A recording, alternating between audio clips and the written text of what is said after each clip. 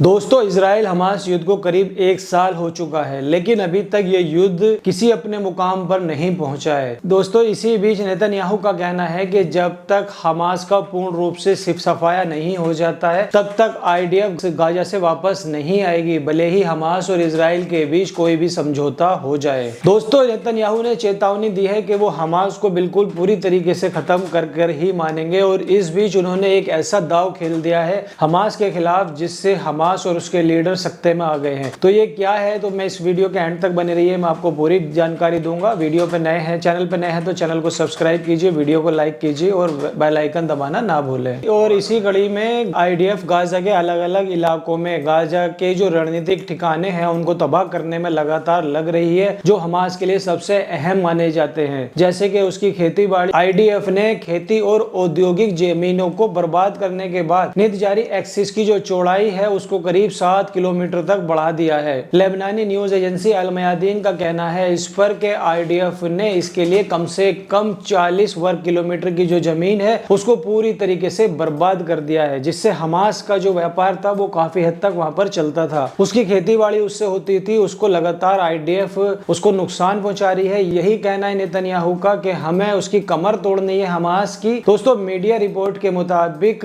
दिसंबर 2024 से ही इस रास्ते का विस्तार करने में आईडीएफ लगी हुई है, और अब 2025 में भी आईडीएफ इस रास्ते को अल जायद रोड और तल अल हवा तक बढ़ाने की कोशिश कर रही है, और नुसरत और गुरेजरी कैंप तक आईडीएफ इस रास्ते को विस्तारित कर रही है। दोस्तों, इसके लिए आईडीएफ अल जायद और बाकी गाजा के जुआ अल मुसरा के बीच खेती और विकसित जो जमीन है उसको पूरी तरीके से नष्ट कर दिया है। दोस्तों, वो पूरी जमीन है वो पूरी तरीके से वहां नष्ट कर दी है, और लगातार जो आईडीएफ है वो अपना विस्तार गाजा की तरफ कर रही है। जो इनकी औद्योगिक जमीन है, जो इनके कारखाने हैं, उनको लगातार नुकसान पहुंचाया जा रहा है। जो अफीम की खेती होती थी उसको पूरी तरीके से नष्ट कर दिया गया है। जो औद्योगिक वहां पर जगह थी लगभग 40 लाख वर्ग किलोमीटर की, उसको पूरी तरीके से बर्बाद कर दिया गया है। तो दोस्तों, लगातार आईडीएफ हमास पर हमला कर रही है और लगातार बेकसूर लोग भी वहां मारे जा रहे हैं। जितने मस्जिद, लगभग खबर आ रही है कि वहां पर 2000 से ज्यादा मस्जिदें तोड़ दी गई हैं,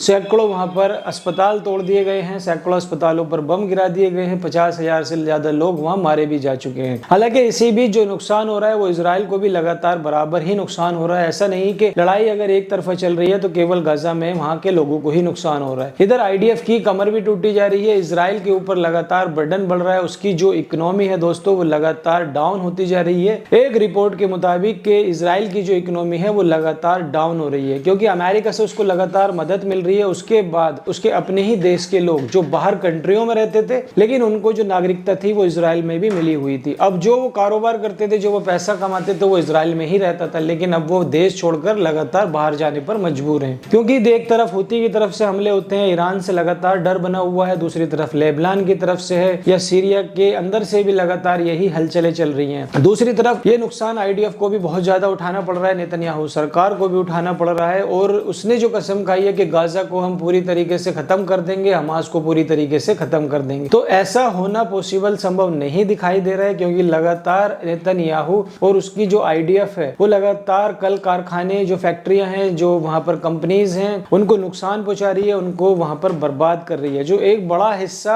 जो हमास के पास बड़ा पैसा आता था वो खेतीबाड़ी से आता था, उस खेतीबाड़ी को भी वहां नष्ट किया जा रहा है। तो दोस्तों, ये सब करके क्या आईडीएफ हमास को कमजोर कर पाएगी या फिर नहीं? क्योंकि एक तरफ लगातार हमास अपने यहाँ नए लड़ाकों की भर्ती कर रहा है, दूसरी तरफ बेंजामिन नेतन्याहू का कहना है कि हमने हमास के इतने लड़ाके मार दिए हैं, लेकिन वो लगातार भर्ती कर रहा है और ये साबित करने की कोशिश कर रहा है कि हमास अभी तक कमजोर नहीं हुआ है। आप अगर हमारी कुछ टनल का नुकसान करेंगे, कुछ टनल आप बर्बाद कर देंगे, हमारे लड़ाकों को मारेंगे या हमारे लोगों को मारेंगे, तो ये जमीन हमारी है, हमें इस जमीन को छोड़ने वाले नहीं हैं, और हम अपने अंत तक लड़ेंगे। तो यही हो रहा है कि लगभग 22,000 से ज्यादा हमास के लड़ाके इस जंग में मारे गए हैं। ये जेरूसलम पोस्ट में ही बताया है, कंफर्म कर इजराइल का एक अखबार है जेरूसलम पोस्ट, उसमें ये डिटेल आई है कि हमने लगभग आईडीएफ ने 22,000 से ज्यादा हमास के लड़ाके मार दिए हैं। लेकिन उसके बावजूद हमास कमजोर नहीं पड़ा।